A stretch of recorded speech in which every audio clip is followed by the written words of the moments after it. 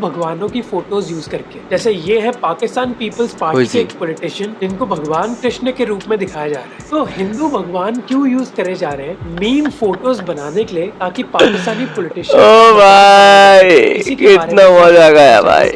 एक है भाई Shri Krishna. Guys basically the title name is reality of Pakistani Hindu. তো গাইজ আজকে দেখবো যে পাকিস্তানি হিন্দুরা তাদের লাইফ লিড কিভাবে করতেছে। সো গাইজ আমি আছি সেতু সরকার। নমস্কার और नमस्ते, कैसे हो प्लीज बताओ। I am from Bangladesh, so बहुत सारा प्यार from Bangladesh and guys I am also a Hindu. So I am feeling so happy and so proud because I am a Hindu. Okay, so जय श्री राम, हर हर महादेव। सो गाइज चलिए शुरू करिए and guys original video link in description. Please subscribe office YouTube channel and subscribe my YouTube channel. और हिंदू हो तो please जरूर बोलिए एक बार जय Shri Ram. Okay, right in comment, let's go. इस फोटो को देखिए, आए हैं इमरान खान। এটা কে? ইমরান খান। গাইজ এটা ঠিক হয় নাই, সিরিয়াসলি মহাদেবের ফেসের সাথে এটা কেন করছে ভাই?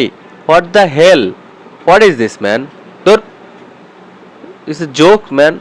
भगवान शिव के रूप में। और आप देख सकते हैं कि कैसे इस फोटो में कई हिंदू चीजें अभी भी हैं। उनके सर के ऊपर चांद है, गर्दन के पास एक सांप, शेर की चमड़ी, डमरू और त्रिशूल भी। तो इमरान खान को एक हिंदू भगवान के रूप में क्यों दिखाया जा रहा है? क्या इमरान खान की तारीफ हो रही है? नहीं, बल्कि इमरान खान का मजाक बनाया जा रहा है। फोटो के ऊपर उर्दू कैप्शन बोल रहा है, यूथियों का ना दीन है ना ईमान है, उनका सिर्फ इमरान भगवान है। पाकिस्तान में इमरान खान की पार्टी के सपोर्टर्स को यूथिया बुलाया जाता है उनका मजाक बनाने के लिए। और ये फोटो इमरान खान और उनके सपोर्टर्स का मजाक बना रही है कि उन लोगों का कोई ईमान नहीं है, बल्कि उनके लिए बस इमरान खान ही भगवान है। और मैं दुआ करता हूं कि अल्लाह मेरी जान मेरी जिंदगी भी इमरान खान को लगे। और ये फोटो पोस्ट करी थी पाकिस्तान मुस्लिम लीग के एक फैन पेज ने, जो इमरान खान के खिलाफ एक ऑपोजिशन पार्टी है। अब इस फोटो को देखिए, जहां Maryam Nawaz, former prime minister Nawaz Sharif की बेटी को देवी के रूप में दिखाया जाता है। और इस बार ये फोटो पोस्ट करी थी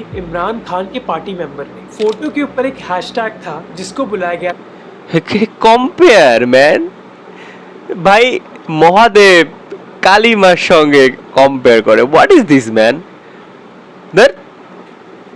दूसरा रूप। और ये फोटो ये बताने की कोशिश कर रही है कि मरियम नवाज पर भरोसा नहीं किया जा सकता, क्योंकि हिंदू भगवानों की तरह उनके कई रूप हैं। और ये बस इक्का दुक्का उदाहरण नहीं है, कई पाकिस्तानी पॉलिटिशियंस का मजाक बनाया जाता है हिंदू भगवानों की फोटोज यूज करके। जैसे ये है पाकिस्तान पीपल्स पार्टी के एक पॉलिटिशियन जिनको भगवान कृष्ण के रूप में दिखाया जा रहा है। तो हिंदू भगवान क्यों यूज करे जा रहे हैं मीम फोटोज बनाने के लिए, ताकि पाकिस्तानी पॉलिटिशियन कितना मजा गया भाई। एक है भाई श्री कृष्ण।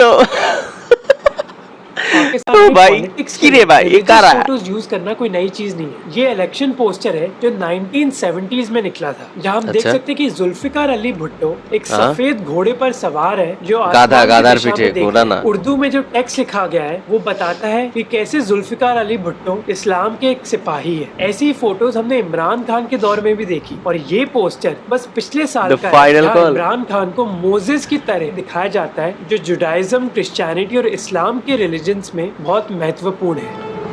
अच्छा, बाप रे क्या हुआ भाई? पाकिस्तानी पॉलिटिक्स में नई चीज अब ये है कि हिंदू भगवानों की भी फोटोज यूज करी जा रही है। और ये दिखाने के लिए नहीं कि कैसे पाकिस्तानी पॉलिटिशियंस बहुत बहादुर है, बल्कि उनका मजाक बनाने के लिए। कई लोगों ने क्रिटिसाइज किया कि हिंदू भगवानों को क्यों मीम्स की तरह यूज किया जा रहा है। पाकिस्तानी हिंदुओं ने इस चीज के खिलाफ भी बोला है। आमिर लियाकत हुसैन साहब ने उस बयान को लेकर एक हिंदू देवी की तस्वीर लगाई है। दो रिसर्चर्स ने ये भी बताया कि इसका एक नेगेटिव इम्पैक्ट पड़ सकता है पाकिस्तानी समाज में, जब सिंध के चीफ मिनिस्टर को भगवान कृष्ण के रूप में दिखाया जाए। भाई रुक जा भाई, पाकिस्तानी रुक जा, ये क्या हुआ? What is this? में एक कृष्ण मूर्ति को तोड़ने की भी न्यूज आई। और ये सारे मीम्स दर्शाते हैं कि पाकिस्तानी समाज में अभी हिंदुओं के लिए क्या प्रॉब्लम है। अब ये जानने के लिए कि हिंदुओं को कैसे दिखाया जाता है पाकिस्तानी समाज में, इस चीज को समझने के लिए हम पाकिस्तानी किताबों को देख सकते हैं। अच्छा? किताबों में हिंदुओं के बारे में क्या लिखा है, और पाकिस्तानी स्कूल की किताबें पाकिस्तानी हिंदुओं के बारे में ये कहती है। किताब के अंदर इंसानियत दुश्मन हिंदू और सिख, मतलब इनकी नज़र में ये पहले ही बना हुआ है कि हिंदू और सिख जो होते हैं वो इंसानियत दुश्मन होते हैं। और अगर कहीं रॉयट्स होते हैं, कहीं फसादात होते हैं, तो वो इक्वल होते हैं। यहाँ पर सिर्फ एक साइड की पिक्चर प्रेजेंट की गई है। जो चीज लिखी हुई है बिल्कुल उलट है, तो मैं क्या पढूं? वो जो मैं देखूं वो जो मैं पढूं। US commission on international religious freedom की एक रिपोर्ट ने दिखाया कि पाकिस्तानी किताबों में रिलीजियस बायस की एक बहुत बड़ी प्रॉब्लम है। अब चाहे इंडिपेंडेंस के दौर में पाकिस्तान में कई रिलीजन के लोग थे, पर पाकिस्तानी किताबों के हिसाब से पाकिस्तानी होने के लिए आपके लिए मुस्लिम होना बहुत जरूरी है। जैसे क्लास 10 की उर्दू टेक्स्ट बुक कहती है कि इस्लामिक कल्चर नॉन मुस्लिम्स के कल्चर से बहुत अलग है, इसी वजह से हिंदूज के साथ कोऑपरेट करना बहुत मुश्किल है। और ये बस उर्दू भाषा की टेक्स्ट बुक नहीं कह रही, बल्कि साइंस किताबों में भी आप ऐसी ही चीजें देखोगे। जैसे जब थ्योरी ऑफ एवोल्यूशन के बारे में बात हो रही होती है किताब में, तब बोला जाता है कि चार्ल्स डार्विन की एवोल्यूशन थ्योरी पर मानना नामुमकिन है। इसकी बजाय हर बुद्धिमान व्यक्ति को ये मानना चाहिए कि अल्लाह ने अपनी पावर के जरिए सभी जीव जंतु को बनाया है। कई पाकिस्तानी सरकारों के लिए भी बहुत जरूरी था ये बोलना कि पाकिस्तानी आइडेंटिटी और इस्लाम दोनों इंटरकनेक्टेड है, चाहे वो जुल्फिकार अली भुट्टो हो, जिया उल हक, नवाज शरीफ या Pervez Musharraf. I will bring back the Islamic values. I will venture for the Islamization of laws.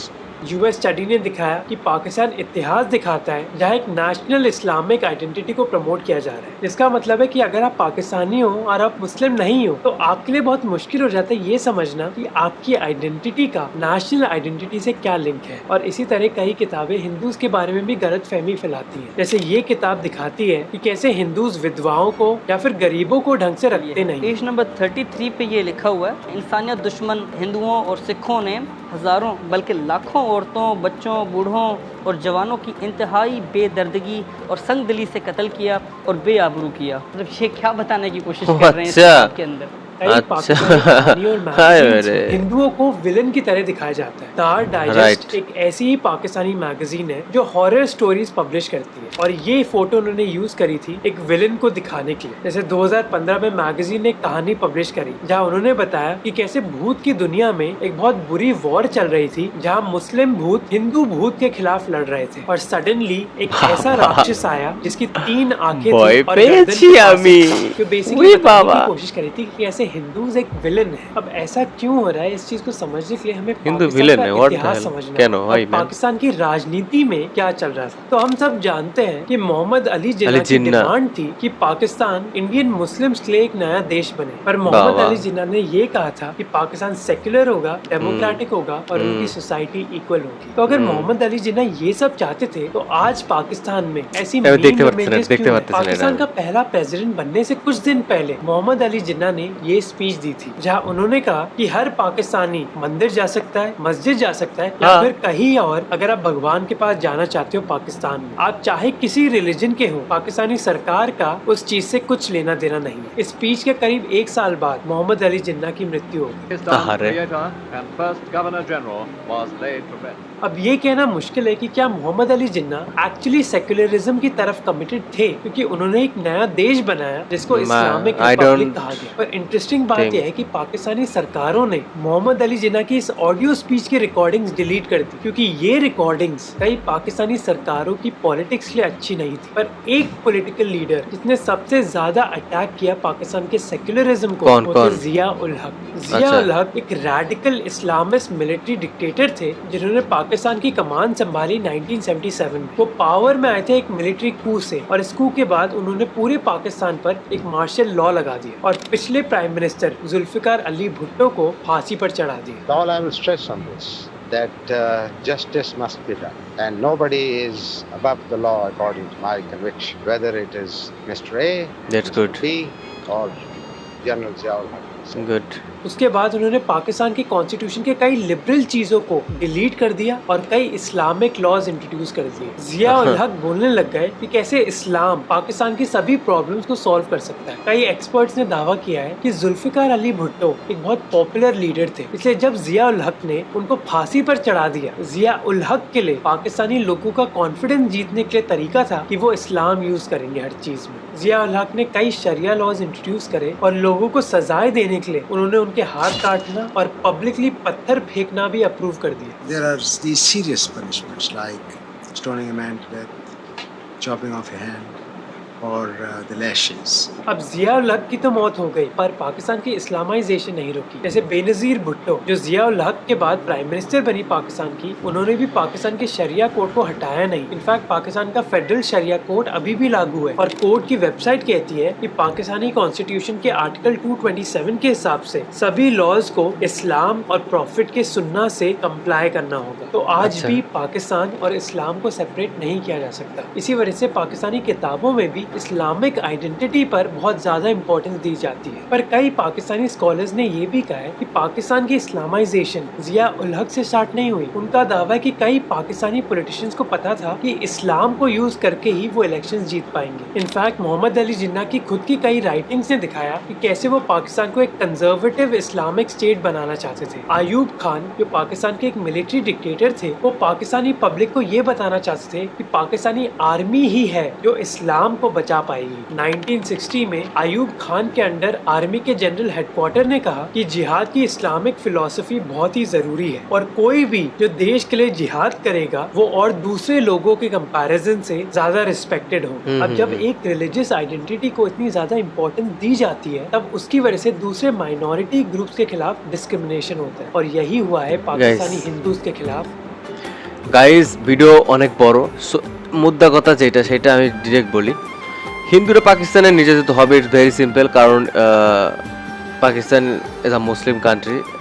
So অল্প কিছু হিন্দু রয়েছে, কত পার্সেন্ট আই ডোন্ট নো, এখন বলতে পারতেছি না। তবে তারা অনেক খারাপ অবস্থায় আছে, তারা হচ্ছে কিছু বলতে পারতেছে না। হ্যাঁ, ওই যে দেখলাম যে হচ্ছে আমাদের কৃষ্ণ বিষ্ণু মূর্তি ভেঙে ফেলছে, আমার গা গরম হয়ে যায় এগুলো দেখলে। আর গাইজ এটা কি ভাই, মহাদেব, তারপর হচ্ছে কালিমা, তারপরে শ্রীকৃষ্ণ, এদের সাথে তুলনা করছে, করে আগল পাগল বাল চালের সাথে, মেজাজ খুবই গরম হয়। কেন ভাই?